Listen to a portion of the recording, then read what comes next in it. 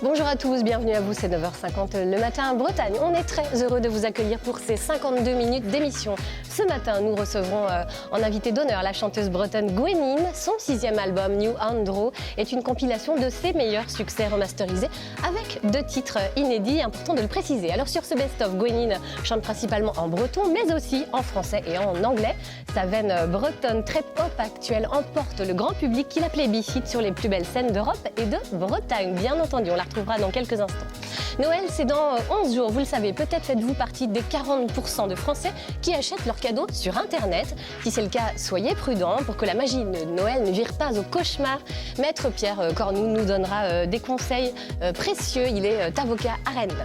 Du côté des archives de l'INA, l'historien Marc Bergère reviendra sur la position singulière du cinéma en Bretagne et notamment à Rennes en 1982 avec un zoom sur le cinéma d'art et essai l'Arvor. Et puis nous vous ferons découvrir l'univers de l'auteur jeunesse See You Soon qui nous fait pousser des ailes à ces petites bestioles facétieuses, les faisant évoluer entre nature, souffle poétique et humour décalé. Il vient de sortir un 3e opus, Le Petit Loup, roi des enquiquineurs, tout un programme. Enfin, elle est toujours au top de l'actualité culturelle, vous la connaissez, c'est Sabine Marie Murg. Elle nous présentera son agenda du week-end, forcément inspiré avant ses fêtes de Noël.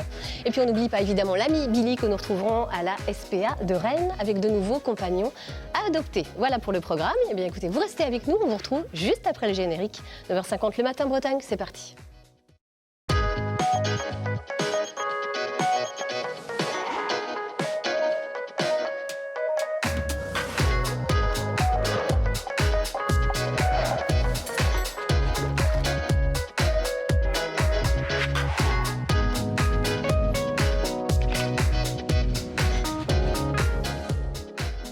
Bonjour à tous, bienvenue à vous, c'est 9h50 le matin en Bretagne et on est ravis de vous accueillir sur ce plateau comme chaque matin. Je suis forcément bien entourée. Bonjour Marc Bergère. Bonjour. Bienvenue, bonjour See You Soon. Hello. Vous avez la pêche, comme toujours. Hein. Ouais, ça va. Ça va. Maître Pierre Cornoux, bonjour, bienvenue à vous. Et puis Gwenin, qu'on est toujours ravis d'accueillir. Gwenin qui nous revient avec un nouvel album, une compilation de vos meilleurs succès. On l'évoquera un petit peu plus tard dans cette émission. Aimez-vous les animaux, les uns les autres? Avez-vous un animal de compagnie, peut-être? Oui. Petit sondage. Qui a un animal de compagnie ici? Alors, moi, c'est compagnie. Vous en avez plein parce qu'ils sont tous sur le papier. J'en ai plein dans les livres, dans ma tête et autour de moi, parce que je vis à la campagne, tout ça. Voilà. Plein d'animaux. Eh oui, un chat. Un chat aussi. Pas pour l'instant. Pas pour l'instant, ça va peut-être venir, justement. Alors, on va retrouver Billy à la SPA de Rennes avec un chien, cette fois. Bonjour, Billy. Bonjour Laurence, bonjour Jennifer, tu vas bien? Bonjour, ça va, ça va. Alors on se retrouve ce matin ici au refuge de la SPA de la route de l'Orient à Rennes avec cette petite beauté fatale, cette petite mamie qui s'appelle Guimauve. Guimauve, alors là elle nous fait fondre, hein, c'est le cas de le dire. Totalement. Oh là là, quel âge elle a cette petite mamie? Elle a 12 ans. Elle a 12 ans, ma mère. Elle est de la fourrière. Ah oui, c'est quoi comme race de trouvée... chien ça? C'est une bigle. Une bigle? Ah c'est petit comme ça, je croyais ça plus grand. C'est un petit gabarit, c'est vrai qu'elle est petite. Après les femelles sont à peu près de cette taille-là. D'accord. On dirait qu'elle a une petite bouille de chiot. Ah, mais c'est un gros bébé encore, même si c'est une petite mamie, c'est que de l'amour, elle est toute douce. Ouais, un petit câlinous là. Avec ses congénères, elle est sociable. Par contre, il faut D'accord. savoir que mamie sait se faire respecter. Ok, malgré son âge, Ça, voilà. Ah, justement, de On par vient son pas âge. embêter la guimauve. Donc on cherche quoi? Une petite famille là en appartement peut faire? Maison, appartement, peu importe. Du moment qu'on a de l'amour et un peu de temps à lui consacrer, franchement, c'est une petite chienne qui sera très très facile à vivre dans sa famille. D'accord. Est-ce que Guimauve, elle aime les chats? On n'a jamais eu l'occasion de tester avec les chats. Ok. Ça, on aime bien faire le test avec les gens justement quand ils viennent adopter. Ça leur permet eux de voir aussi comment faire à la maison. D'accord. Et là, elle est toute blanche parce qu'elle est vieille ou c'est sa couleur qui oui, était comme c'est ça, elle a blanchi. Elle a vieilli. Bon, bah écoutez, je crois que là, on a trouvé la petite Guimauve, vraiment le petit bonbon de la journée, là. Hein. Ça va être notre petit rayon de soleil. Petite douceur du jour. Exactement. On se retrouve tout à l'heure avec un autre petit chien. Avec un autre chien, beaucoup plus jeune et plus dynamique. Bon, eh ben, on va changer de registre. Là, on va rester avec Guimauve, faire des petits câlinous. Et puis, on va se retrouver tout à l'heure. Oh, ma chérie, t'es trop belle. Vous êtes foutu, Billy, c'est vous qui allez repartir avec, c'est sûr. Pas de doute. Allez, des douceurs et des petits rayons de soleil, il y en aura d'autres dans cette émission. On va tout de suite se pencher sur nos archives INA, vous le savez. On vous propose maintenant une petite immersion dans le cinéma des années 80 avec vous, Marc Bergère. Alors, qu'avez-vous choisi comme archive? Expliquez-nous un petit peu. Alors, c'est une archive qui permet de faire une sorte d'arrêt sur image sur une page de l'histoire du cinéma rennais, et notamment donc sur deux institutions rennaise, mais je laisse, On va découvrir ça tout de suite. découvrir. Donc, Allez, on regarde cette archive INA de 1982.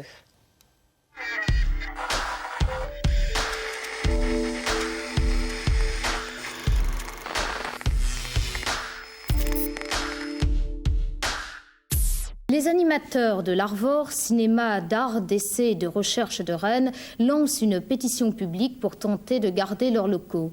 L'archevêché, propriétaire de la salle, a en effet décidé de la récupérer prochainement, sous prétexte que les films à l'affiche choquent les paroissiens. Le 1er juillet prochain, donc, l'Arvor, le seul cinéma de la région classé salle de recherche et implanté dans le quartier Satellier à Rennes, fermera ses portes. Ce sera l'aboutissement du conflit qui oppose propriétaires et locataires de la salle depuis mai dernier. En l'occurrence, il s'agit de l'archevêché qui, jusqu'à présent, mettait à la disposition de l'association Arvor Cinéma et Culture, gratuitement et sans bail, un local exploité sous le nom de Cinéma Arvor. Le reproche qui est fait à l'association est de programmer des films, entre guillemets, moralement discutables. Alors tout d'abord, je précise que nous n'avons pas pris la décision de fermer l'Arvor, mais la paroisse où se trouve situé le cinéma qu'exploite l'association Arvor a demandé que ce cinéma aille continuer ses activités ailleurs, étant donné l'incompatibilité qu'elle jugeait assez grave entre les programmes du cinéma et la proximité de l'église paroissiale. Alors quels sont les films que vous incriminez ? Les films que nous incriminons, ce n'est pas tel ou tel film particulier. Nous avons eu des plaintes assez sérieuses lorsque l'Arvor a programmé une série de films sur l'homosexualité. Je ne nie pas d'ailleurs l'intérêt d'un débat sur cette question, mais il nous a paru que dans une salle qui, pour le quartier, restait une salle paroissiale, ce n'était pas un sujet à aborder devant un grand public. Les buts que nous sommes fixés depuis 10 ans, c'est la défense des minorités. Nous avons donc abordé un certain nombre de sujets délicats, que ce soit l'avortement, le problème de l'enseignement, effectivement l'homosexualité. On a également abordé des sujets politiques, que ce soit en France ou dans d'autres pays. Nous avons abordé également les problèmes du tiers-monde. Alors si aujourd'hui ce genre de sujet délicat dérange un certain nombre de personnes, où allons-nous? Est-ce que vous avez eu des contestations au sein du public ? Contestation au sein du public, non. Je dirais plébiscite du public. Il faut quand même citer 2 chiffres. Lorsque nous avons repris cette salle il y a plus de 10 ans, elle faisait 12 000 entrées. Aujourd'hui, on en fait 40 000. Ce sont une petite frange des gens du quartier et sinon un public qui vient de l'ensemble de la ville, des communes suburbaines et quelquefois aussi bien de Fougères que de Saint-Brieuc. Alors, on remarque que cette archive permet de redécouvrir 2 grandes figures du cinéma rennais. Oui, vous avez tout à fait raison. Enfin, 2 grandes figures, j'allais dire 2 institutions. Deux institutions. Tout d'abord, donc, effectivement, une personnalité, Patrick Freitel, à laquelle on pourrait associer son frère, Jacques Freitel, qui sont effectivement deux personnalités vraiment marquantes de l'histoire du cinéma rennais depuis près de 40 ans désormais, à travers donc l'aventure de l'Arvor, mais aussi du TNB. Et puis ensuite, l'Arvor comme projet cinématographique. Alors je rassure tout le monde, mais je pense que tout le monde ici le sait, dont on craignait en 1982 qu'il ne disparaisse. Et puis finalement, donc l'Arvor a su une fois de plus rebondir. L'Arvor, ça fait un petit peu partie pour moi de l'ADN cinématographique et culturel de la ville de Rennes. À Saint-Hélier hier, on le voit dans le document. Rue d'Entrain ensuite, puisqu'en 1983, suite à ce reportage, il gagnera donc la rue d'Entrain où il remplacera le club. Et puis, on le sait, le projet Euro-Rennes demain. Un cinéma au nord de la gare de Rennes. Voilà, un cinéma dont on voit qu'il a une approche militante revendiquée, défense des minorités, débats sociétaux, l'avortement, l'homosexualité, les enjeux sociaux. On a aperçu, c'était à l'époque l'affiche donc, pour le combat des sidérurgistes lorrains, notamment. Et puis un cinéma de découverte aussi des autres et de l'ailleurs. On voyait donc tous ces cycles indiens, canadiens, tchèques. Un peu plus loin dans le document, on a été obligé de couper, mais ça rappelait qu'effectivement l'Arvor a été le premier cinéma français à proposer un cycle de cinéma albanais en 1976. Donc il fallait effectivement oser. Et puis donc 40 000 entrées à l'époque et toujours plus de 100 000 entrées aujourd'hui finalement dans 2 salles, 100% art et essai. C'est ça aussi l'aventure et l'institution donc de l'Arvor. Alors cette archive, elle permet aussi de souligner une spécificité bretonne. Oui, alors de fait, ça peut. Enfin, l'intervention de. C'est assez surprenant. L'intervention de l'évêque peut surprendre, et sa position aussi. Alors, bien évidemment, je ne me prononcerai pas sur sa position de fond. Pour autant, elle permet de souligner malgré tout donc le rôle très important et la place particulière de l'Église dans le développement du cinéma donc en Bretagne et à Rennes. L'importance donc des cinémas de patronage notamment et des salles de patronage. Le document le dit. Plus de 80 salles en Bretagne à l'époque, de très nombreuses salles de patro, comme on les appelait donc. À Rennes à ce moment-là, Saint-Hélier, donc dont il est question dans le document, mais aussi Saint-Étienne, le Sacré-Cœur, la Sainte-Famille, etc. Et puis aussi la place majeure, y compris, alors pour de très nombreux cinéphiles rennais, mais y compris pour l'itinéraire, j'allais dire, cinématographique des frères Frétel, du ciné-club de l'abbé Joseph Le Marchand, alias Jean Sullivan, la Chambre Noire, qui était donc un ciné-club qui s'est installé dans la salle Le Français, donc à compter de 1948, et dont on sait qu'il a contribué à former de très nombreux cinéphiles, sans oublier tous les ciné-clubs qui existaient dans de nombreux lycées, publics comme privés d'ailleurs, de ce point de vue-là. Donc c'est vrai que c'était un petit peu sans se prononcer sur la position de l'Église. C'est un peu Cinéma Paradiso avec ce prêtre qui vient couper les scènes osées. Donc là, on est un peu dans cette même logique. Ça a beaucoup fait rire Gwenine, je tiens à le préciser. Mais on est un peu dans cette même logique quelque part. C'est un peu un tournant. C'est une époque où en fait, on a le sentiment que chaque quartier avait son cinéma. Enfin, c'est ces années 70, 80. Oui, alors c'est sans doute la nostalgie qui sommeille en moi suite à l'évocation de Cinéma Paradiso qui m'a fait choisir aussi cet extrait. De fait, c'est la fin d'une époque. Quelque part, initialement, je cherchais un extrait sur la fermeture d'un cinéma qui s'appelait Le Français, qui a été détruit dans l'indifférence générale en 1978 et qui marque justement un petit peu avec ces mutations du cinéma de l'Arvor cette évolution. C'est effectivement, vous avez raison, une période où chaque quartier avait son cinéma. On comptait donc à la fin des années 60 et dans les années 70 plus d'une douzaine de cinémas dans la ville de Rennes, ce qui était vraiment impressionnant. Et donc voilà, des beaux cinémas parfois. Le Français justement qui avait été inauguré en 1938 était architecturalement parlant tout à fait valorisable, mais pourtant en 1978 on n'a rien retrouvé dans les archives l'INA, il a été détruit dans vraiment la différence générale. La preuve c'est qu'on n'a pas d'archives à son sujet. Et pendant ce temps-là, effectivement, c'était un autre rapport au cinéma qui s'est instauré, avec effectivement dans le même temps l'ouverture de salles plus vastes, sans doute plus spacieuses, plus confortables. C'était pas encore l'heure du multiplex, mais c'était l'heure des salles commerciales, les Gaumont qui s'installent sur les quais en 78, les Ariel qui s'installent à Colombier en 74. Et pour autant, justement, à l'heure de ces salles plus confortables, etc., je serais tenté de dire que c'est malgré tout un certain âge d'or du cinéma qui s'est refermé, avec de fait d'ailleurs en proportion, aujourd'hui on enregistre 2 fois moins d'entrées à peu près dans les cinémas que par le passé, que par rapport à cette période. Donc effectivement c'est un petit peu effectivement l'évolution qui était racontée dans ce film, donc Cinéma Paradiso, que je voulais donc traduire à travers ce choix. Mais la bonne nouvelle, c'est que l'Arvor a résisté et saura muter dans le cadre de ce nouveau projet de 5 salles, je crois, lorsqu'il gagnera donc Rennes. Eurorennes. Merci beaucoup, en tout cas, Marc Berger. Ça vous a tous inspiré, cette archive. Je vois si Youssoun qui en rigole encore de cette censure. Oui, j'aimerais bien y aller dans ce cinéma, qui a l'air bien sympathique, effectivement. L'Arvor, oui. Oui, l'Arvor, oui. Bah, écoutez, vous testerez une prochaine fois l'un de vos prochains passages rennais. Merci beaucoup Marc Berger, vous êtes obligé de nous quitter parce que vous avez d'autres obligations à l'université Rennes 2. On vous remercie en tout cas d'avoir pris du temps pour venir sur ce plateau. Merci à vous. Merci à vous. Gwenine, on va présenter un peu votre nouvel album, 6e album déjà, New Andro. Après 10 ans de scène, plus de 500 concerts, combien de chansons inédites? 50, peut-être même plus encore. Pourquoi c'était le bon moment pour sortir un best-of ? Eh bien, en fait, la raison est toute simple. Je me suis rendu compte souvent au concert, les gens venaient me voir, bien sûr, viennent me voir à la fin du concert et puis souhaitent réentendre certaines des chansons que j'ai chantées sur scène. Et j'étais bien embarrassée parce que je ne pouvais pas leur offrir en fait ces chansons-là, puisque mes 3 premiers albums sont épuisés depuis déjà des années. Et alors, je me suis posé la gloire. Qu'est-ce que vous faites mais je me suis posé la question, qu'est-ce que je vais faire? Est-ce que je vais les represser les 3 d'un coup? Et avec ma maison de disques, on a plutôt opté pour juste presser un nouveau disque, donc avec des chansons choisies. Donc en partie par le public, parce que c'est celle qui vous avait demandé. Exactement. Ce public. Et puis après, le reste, c'est vous qui avez choisi. Ça n'a pas dû être simple. 18 titres. Pas simple de faire un choix. 18 titres. Alors, il y a 16 titres des anciens disques. Et puis 2 inédits. oui, plutôt marquants de mon parcours. Et puis 2 inédits, effectivement, Océane et New Andro. Alors, on va se rafraîchir la mémoire. On va regarder un extrait du clip de Bravig, qui était sur votre précédent album, Avalon. On va regarder tout de suite et on en parle juste après.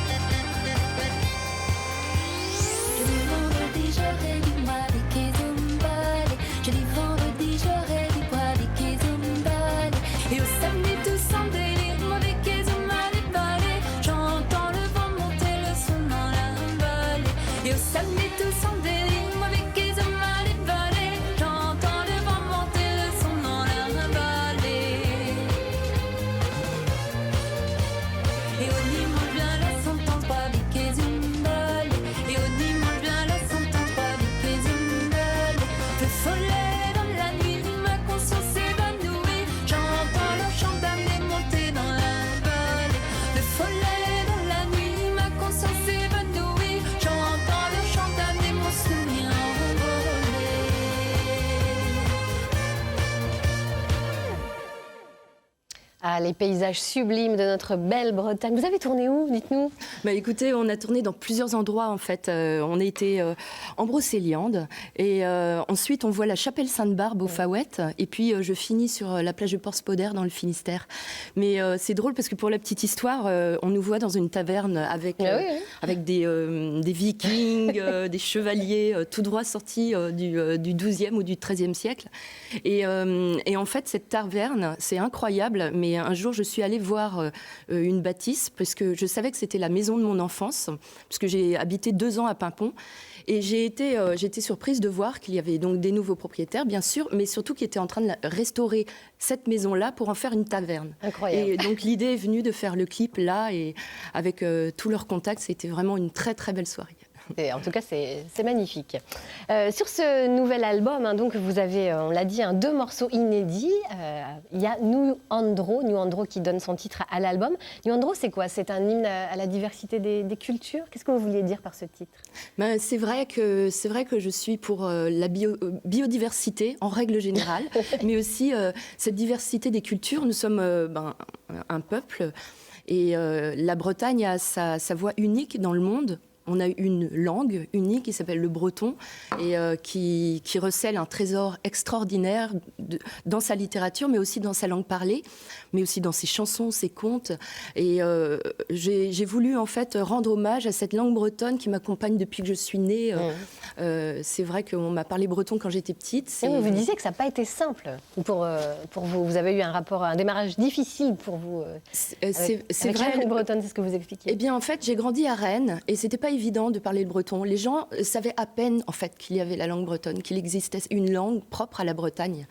Et pendant des années, il a fallu tout simplement, non pas que je me batte, mais que j'explique tout simplement pourquoi le breton existait. Et en même temps, je me souviens que quand j'arrivais à la ferme de mes grands-parents qui refusaient de nous parler le breton, on avait aussi cette double difficulté d'être pédagogique avec aussi nos grands-parents pour leur expliquer si, le breton, on peut continuer à le parler. Puisqu'ils ont été tellement traumatisés par le discours officiel qui les maintenait dans une seule pensée, c'est-à-dire la langue de la nation est la langue française et il n'y a pas d'autre place pour les autres langues. C'est vrai qu'eux ont passé leur temps à négliger la langue bretonne et donc à la mettre parmi les vaches et les cochons. Et c'est vrai, de revoir une petite fille de 5-6 ans parler le breton, ils étaient juste catastrophés.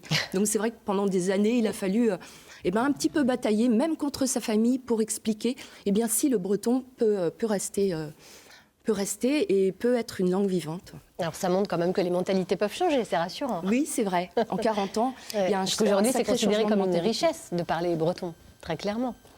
Oui, maintenant tout le monde le dit, tout le monde est au courant. Maintenant, on glorifie plus qu'autre chose les enfants qui sont doués de 2, 3, 4 langues. Et en plus, quand on sait le breton, c'est un peu la cerise sur le gâteau. Eh bien voilà, vous êtes la cerise sur le gâteau ce matin avec nous. Vous restez à notre compagnie. On continuera à parler de votre album New Andro tout à l'heure.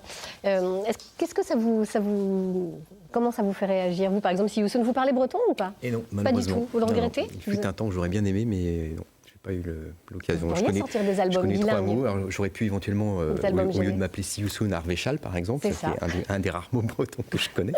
Mais bon, voilà.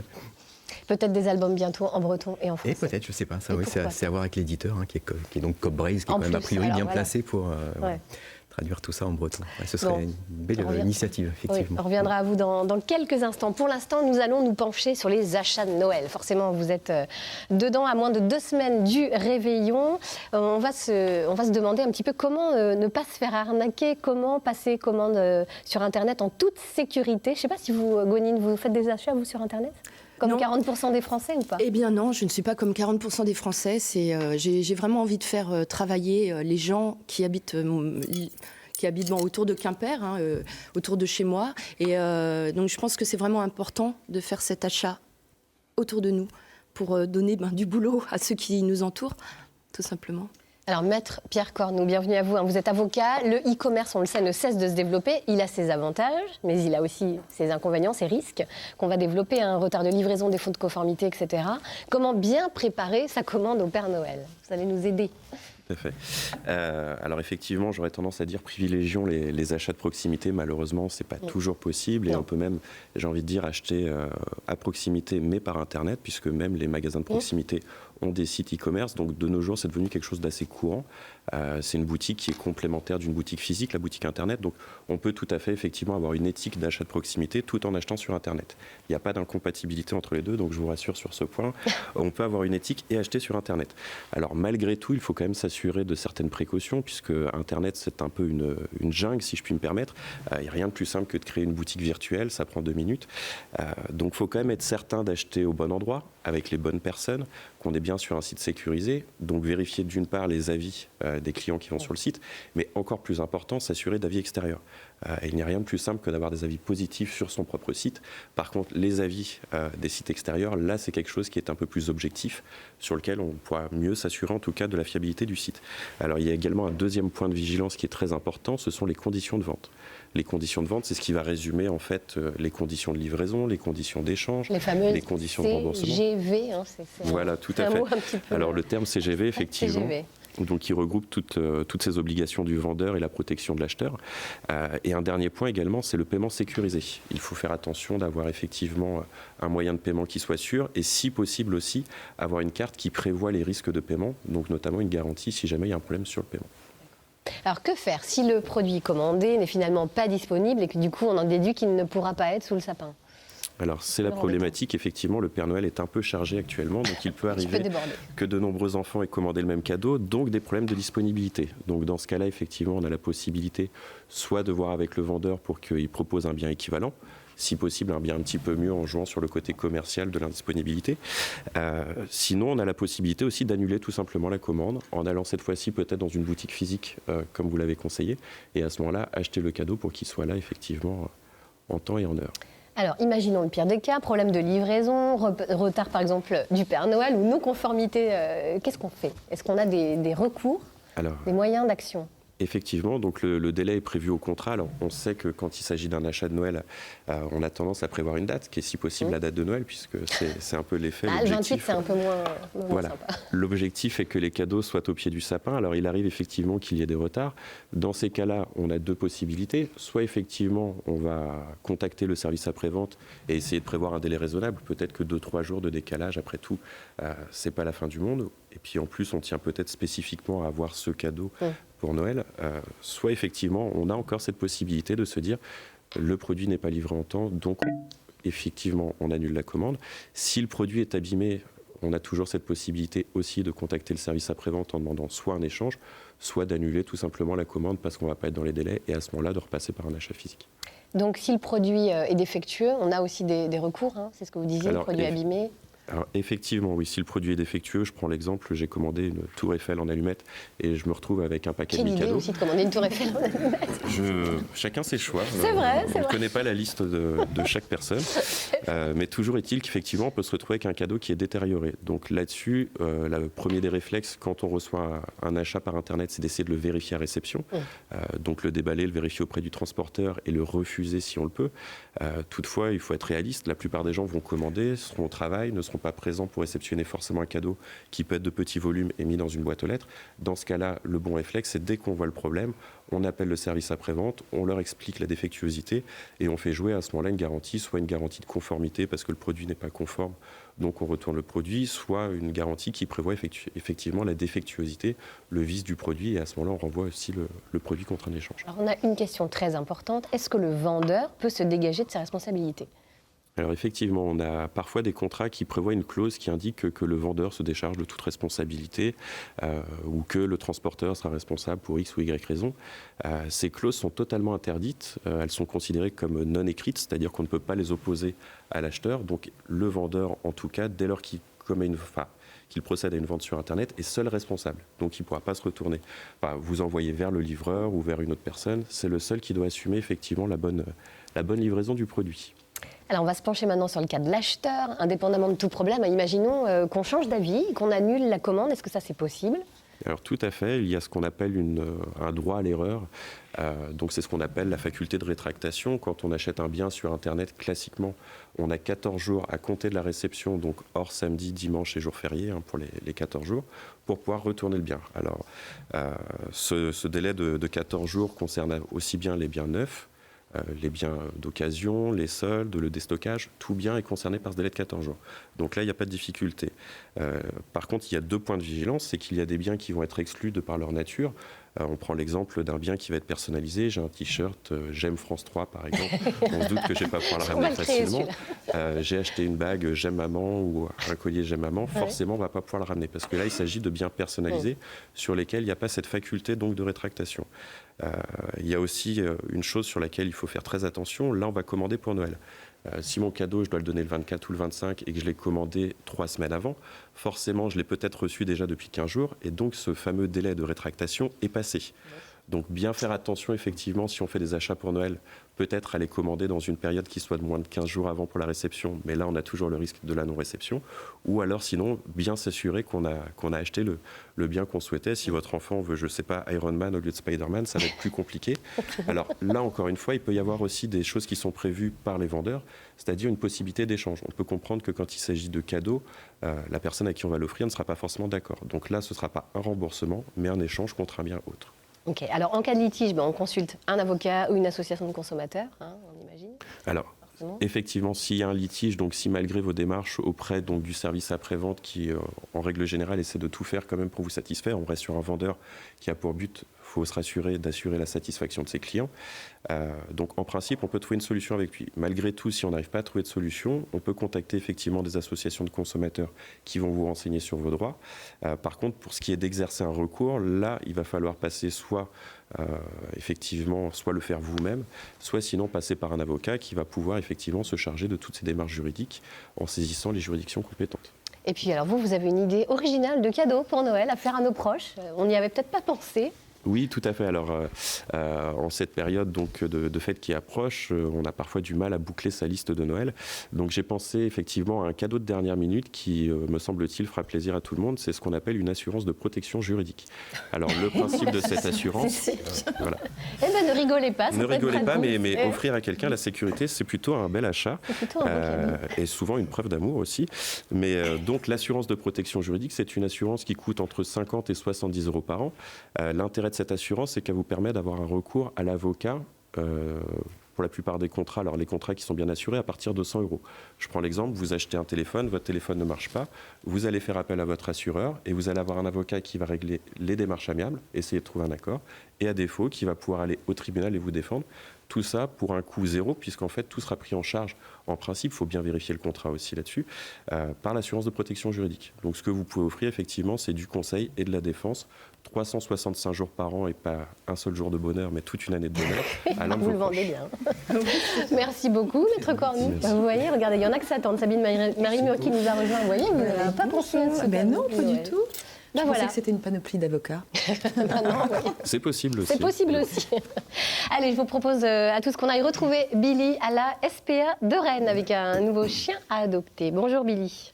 Alors on se retrouve là maintenant avec ce petit bonhomme qui s'appelle Cobalt. Cobalt. Bonjour Cobalt. Alors là, on a plus d'énergie que vous tout avez à l'heure. prévenu, c'est Bonjour. beaucoup plus d'énergie. Ouais. Bon, c'est un jeune chien, c'est normal, il a 1 an et demi. Ok, donc un petit il est bonhomme. encore en pleine force de l'âge. Donc là, on recherche une famille, on recherche des gens qui ont du temps de s'en occuper. Prêts à s'investir, que ce soit D'accord. au niveau de l'éducation et aussi au niveau des sorties, parce que c'est quand même un chien très dynamique. D'accord. Il est croisé malinois.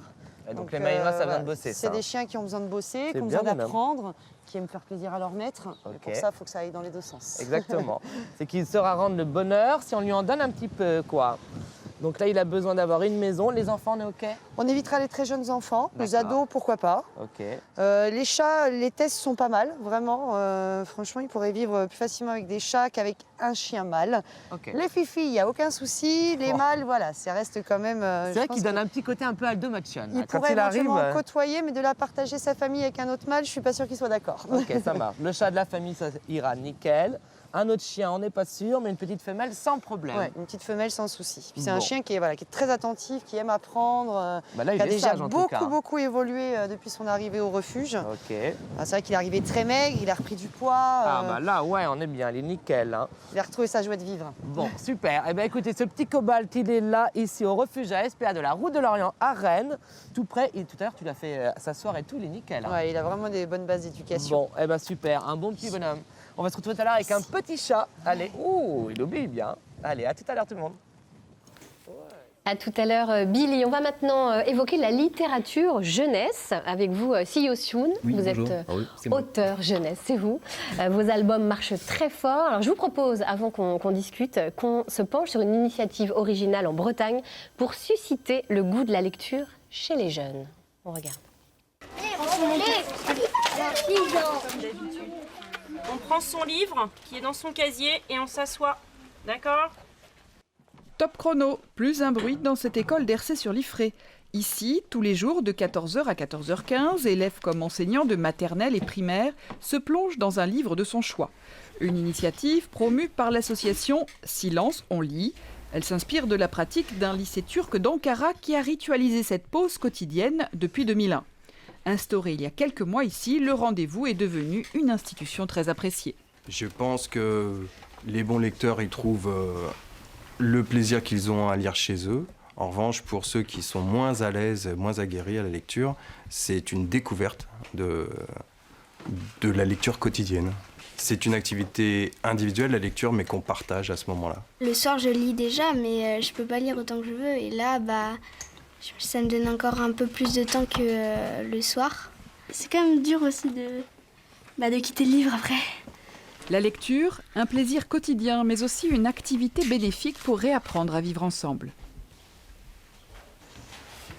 Je trouve que la classe, elle est plus calme après et qu'on arrive mieux à se concentrer.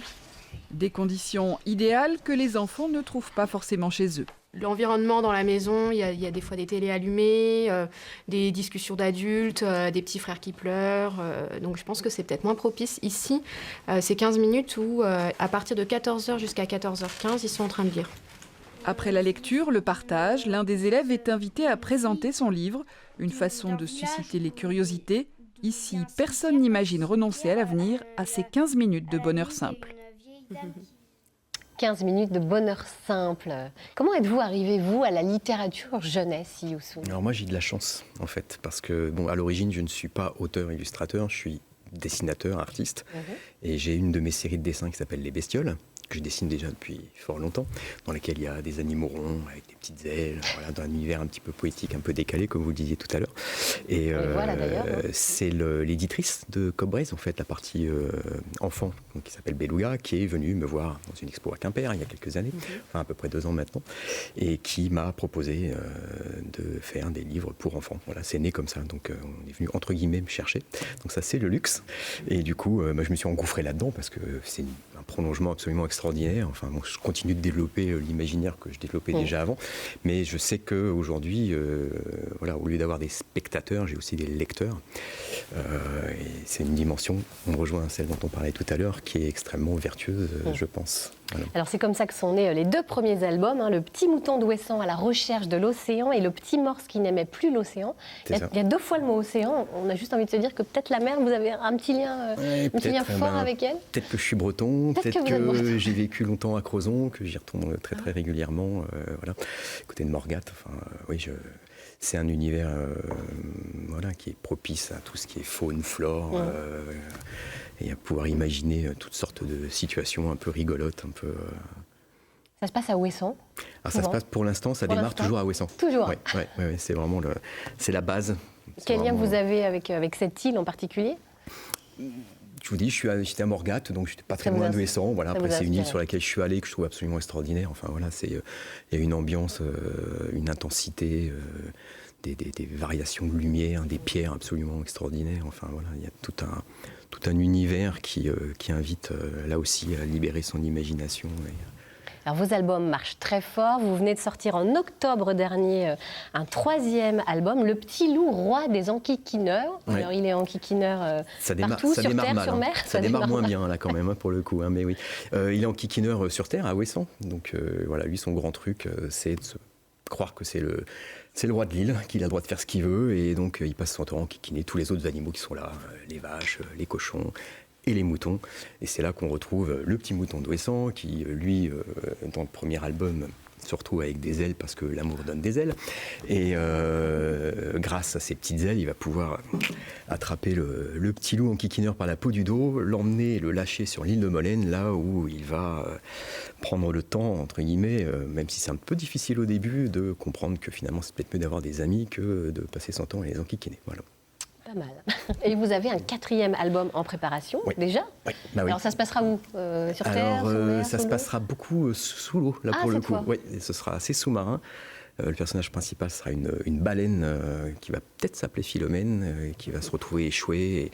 Et là, c'est la solidarité de tous les autres animaux qui va permettre ce magnifique cétacé de retrouver son milieu d'origine avec plein de nouveaux animaux, enfin que j'arrive même à rondifier. Je suis étonné.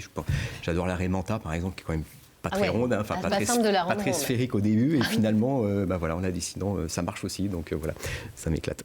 On sent beaucoup de douceur dans vos histoires, de poésie. Et aussi de l'humour, très, très décalé. Oui. C'est pas facile de faire l'alliance de tout ça quand même. Alors je sais pas si c'est facile ou pas facile en fait, parce que je réfléchis pas, pour être très honnête. C'est vraiment spontané. Il n'y a pas de très très grosse réflexion en amont. Voilà, les idées viennent.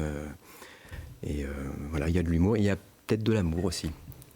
Voilà, c'est ça le secret. Finalement, alors. si on regarde tous les dessins, je m'en suis rendu compte il n'y a pas longtemps, puisque j'ai été amené à justement vous procurer des illustrations, et donc j'ai regardé beaucoup de mes dessins en une fois quasiment, et je me suis dit, ouais, quand même, il y a de l'amour partout en fait, distillé comme ça, bon, à petite dose, voilà, à ma façon, mais... C'est peut-être ça le message subliminal. Le jeune public, très certainement. Alors vous faites la tournée des FNAC, c'est incroyable, vous êtes partout. Oui. Vous serez en dédicace justement un peu partout en Bretagne là, très prochainement. Le jeudi 20 décembre à 10h à la FNAC de Vannes, le 21 décembre à la FNAC de Lorient, le 22 décembre à la FNAC de Quimper, avec en plus quelque chose qui vous tient vraiment à cœur, un vernissage à la galerie Idéo à Quimper, et vous organisez une opération un peu spéciale. Racontez-nous. Oui, il y a une tombola en fait, donc...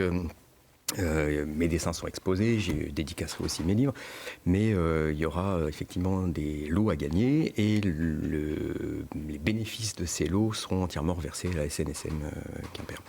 Voilà. Et il y aura un dessin, il y aura des livres, il y a Armor Luxe aussi qui participe, qui donne des lots. Voilà. Cop Breeze qui donne des livres. Vous adorez la mer, oui. C'est sûr, on n'a pas Je de doute. confirme. Vous serez également le 23 décembre à la FNAC de Brest et le lundi 24 décembre au matin à la librairie Dialogue à Brest. Oui, les enfants de dialogue, en fait, la partie enfant. Oui. Écoutez, on vous souhaite bonne chance pour la suite. Merci beaucoup. Merci beaucoup. Infiniment à vous. Vous connaissiez les albums de Sioussoul. Mais non, justement, je découvre. À découvrir. Non, mais je vais Peut-être à même tous sur le les sapin. acheter.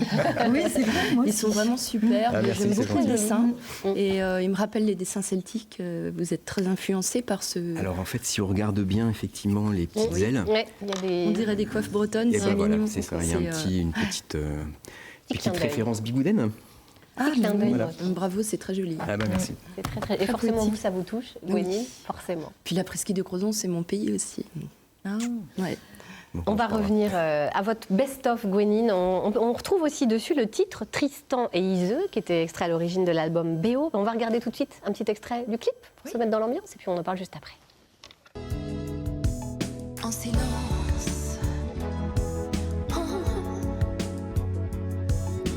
j'esquisse la dualité, son absence.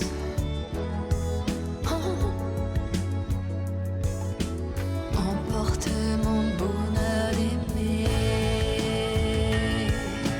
Tristan m'aimera long. Tristan m'aimera long. Tristan m'aimera long. Tristan m'aimera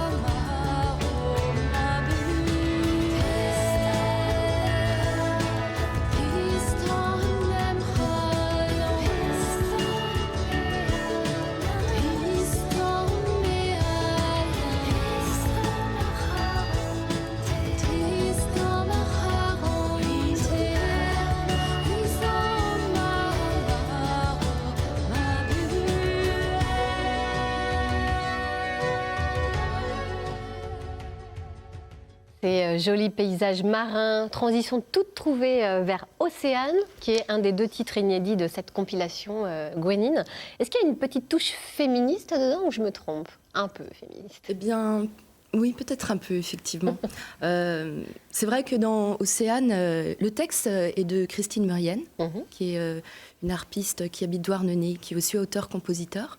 Et on a voulu écrire une chanson sur les femmes et sur aussi en parallèle la montée des eaux. En fait, je crois que bon, on va avoir affaire à un changement inéluctable de notre environnement.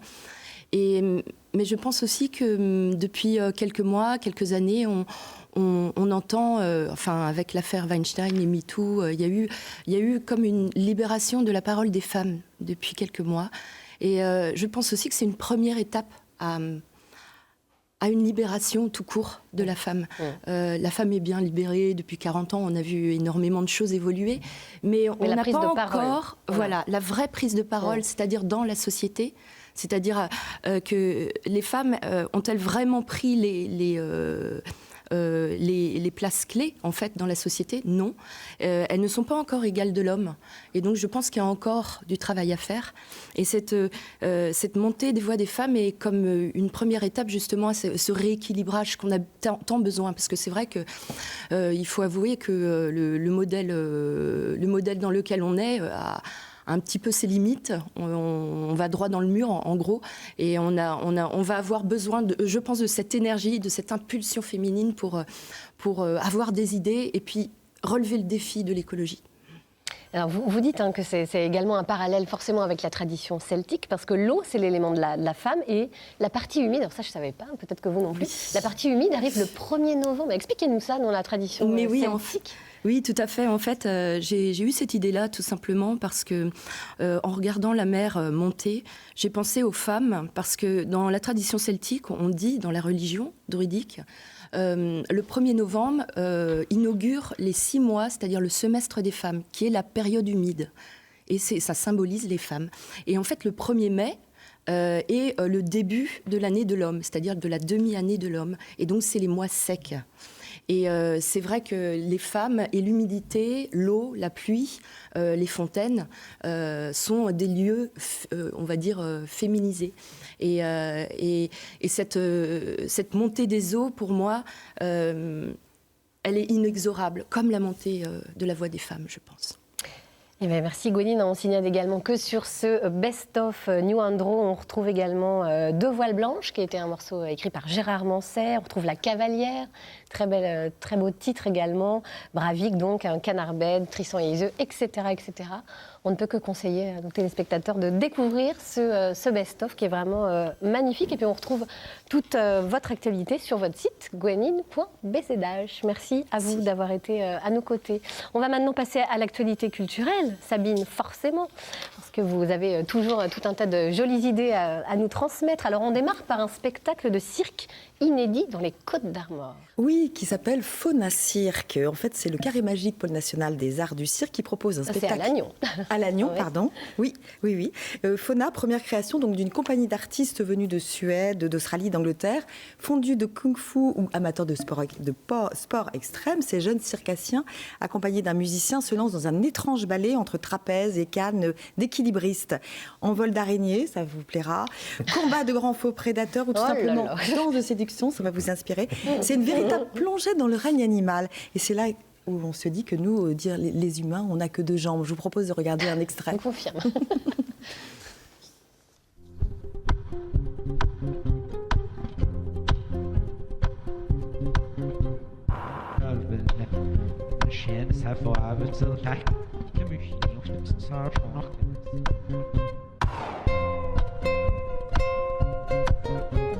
Discovery of the similarities in the Waouh, c'est assez extraordinaire. Sacrée prouesse, Ouais. hein, franchement, un cirque au langage universel aussi qui dégage aussi une profonde humanité et c'est demain à 20h. À découvrir donc à Lannion, dans les Côtes-d'Armor et en Ille-et-Vilaine, ça jazz en pays de Redon. Oui, un festival créé par une bande d'amateurs qui s'appelle, de l'association Notes de Swing. L'idée étant de partager leur passion, de montrer que le jazz ne s'adresse pas qu'aux connaisseurs. Une musique qui peut faire swinger toutes les oreilles. Et à propos de swing, rendez-vous à Bain-sur-Oust pour une soirée avec les groupes Rose Betu Club et Swing Shouters. La soirée débutera avec une initiation au Lindy Hop. Dommage que Catherine ne soit pas là. J'aurais bien demandé de faire une petite démonstration parce que le Lindy Hop, c'est une danse de rue qui s'est développée dans la communauté noire américaine vers la fin des années 20, en parallèle avec le jazz et surtout le swing. Donc, autre soirée dont je voulais vous parler, c'est mercredi avec le groupe Renaissance Swing Health. Beaucoup de talent aussi, et puis une superbe voix avec la jeune artiste Hélène, qui est dotée d'une voix charismatique et d'un sacré jeu de guitare. On l'écoute. I'm gonna be the stranger. It's that no. Just let the fancy be around me. Can we get it on? I wanna see the new strangers. Can we make a start? Keep telling me don't be worried, but look my clock. I'm gonna be the new stranger. It's that no. Just let the fancy be around me. Can we get it on? I wanna see the new strangers. Can we make a start? Keep telling me don't be worried, but look my clock. Quelle sélection. Ça aussi, c'est très C'est chouette, sympa. hein. Ouais, c'est vraiment chouette. Ouais. Alors, je voulais vous parler aussi d'un concert. Donc, son concert, c'est samedi, salle des Ardoisières à Sainte-Marie à 20h30. Il y a un autre temps fort pour Noël, c'est à l'abbatiale Saint-Sauveur de Redon. Une soirée gospel, des superbes voix qui vous plairont aussi, Gwenine, j'imagine. Soirée gospel vendredi avec le fameux groupe Black Harmonic Gospel Singers. Allez, pas de jaloux, maintenant on passe dans le Finistère où avant Noël, eh bien, on s'illumine forcément. Voilà, parce que les jours raccourcissent et donc la lumière se fait rare et une pluie de flocons virtuels tombe sur le château de Trévarez. Ce sont des flocons numériques, donc Miguel Chevalier, véritable sculpteur de lumière et l'un des pionniers de l'art numérique, vous convie à une balade magique entre technologie et poésie. Ce sont donc des installations lumineuses gigantesques qui jalonnent le parcours, c'est pas loin de Quimper. Tapis de cristaux virtuels et interactifs sous la verrière des anciennes écuries, chorégraphie lumineuse dans le parc et au rez-de-chaussée du château, sculpture, œuvre animée sur la serre adossée au potager historique. C'est vraiment un beau voyage d'un rêve à l'autre. Parcours de ce Noël à Trévarez jusqu'au 6 janvier. Splendide, allez. On va jusqu'au bout parce que c'est tellement joli, on peut pas s'en priver.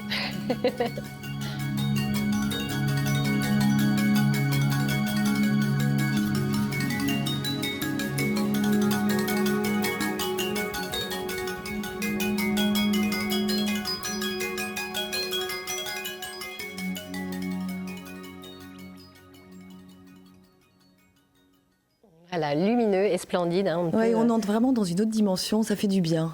De la magie aujourd'hui, ça fait du bien, un peu de poésie. On termine avec le Morbihan, où on fête aussi la lumière. Oui, absolument. C'est avec la 7e édition de Nuit de Lucie, Biennale de la Lumière, qui commence demain. L'atelier d'Estienne, Centre d'art contemporain de Pont-Scorff, a invité le célèbre artiste Yann Kersalé à investir les 3 chapelles de Pont-Scorff, Kériakel, Saint-Servais et Lesbin. Et demain, pour assister à la métamorphose de ces sites patrimoniaux, rendez-vous avec le conteur Olivier Villanove. À pied ou en bus, ce 12 illuminé nous entraînera de l'atelier d'Estienne ou 3 chapelles en passant par la cour des métiers d'art pour une déambulation ludique. Et pour prolonger les nuits de Lucie, l'atelier d'Estienne accueille aussi les œuvres de l'artiste rennais Nicolas Fouret et 2 films documentaires sur Yann Kersalé, ce grand sculpteur de lumière. Et donc les nuits de Lucie se déroulent sur 2 week-ends, ce week-end-ci et l'autre, en comptant les vendredis. C'est très beau aussi. Eh ben, écoutez, moi, je pense qu'on a que l'embarras du choix. Vous avez fait votre choix, vous, les uns les autres? Vous allez choisir quoi? Trévarès, c'est juste à côté de pour Gwenine, See You Soon. Moi, il faut que je réfléchisse. Maître Cornou? Non, moi je pense que je vais surtout les voir See You Soon, parce que c'est ses dessins, son exposition, je pense que c'est primordial. Vous serez bienvenue. Parfait, écoutez, vous voyez, on a tous fait notre choix. Allez, on va retrouver, avant de se quitter, Billy à la SPA de Rennes avec un petit chat à adopter cette fois. Alors pour terminer cette matinée, nous avons là cette petite demoiselle, ce petit garçon. Ce petit garçon qui s'appelle Yankee. Oh bonjour jeune homme. Alors il a des beaux yeux bleus, j'aimerais bien qu'on le voit. Regardez.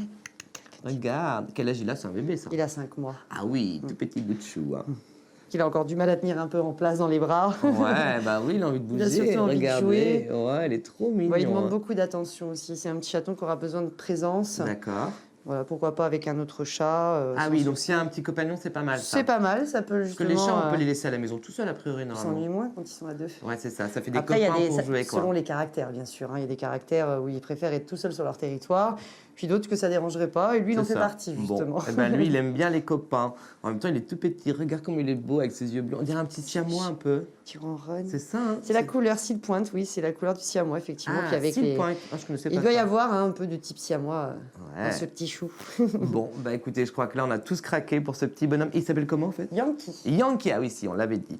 Bon, Yankee, on va te trouver une petite maison bien sympathique. Merci beaucoup encore de nous faire pour cette matinée. Merci à vous d'être venus. Pas de souci. Et puis à très bientôt tout le monde. Salut. À bientôt. Ouais. Oh là là, tu te trouves de toi. Trop mignon. Merci beaucoup, Billy.